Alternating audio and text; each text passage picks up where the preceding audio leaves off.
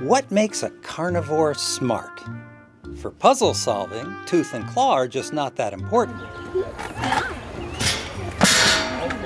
Relative brain size is the key.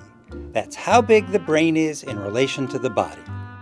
Researchers at the University of Wyoming used metal puzzle boxes to test 140 animals and 39 different species from 9 different families, all carnivores. They recorded animals in zoos trying to get those boxes open to get at their favorite treat inside. Bears did the best. The family that includes raccoons and coatimundis came in second. No real surprise there.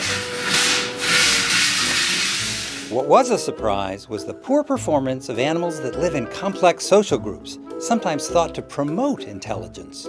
Sadly, if you're a fan of Meerkat Manor, the family that includes meerkats and mongooses did the worst.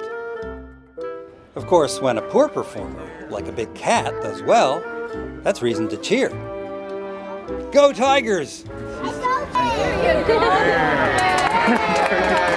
Sarah, you got the chicken out.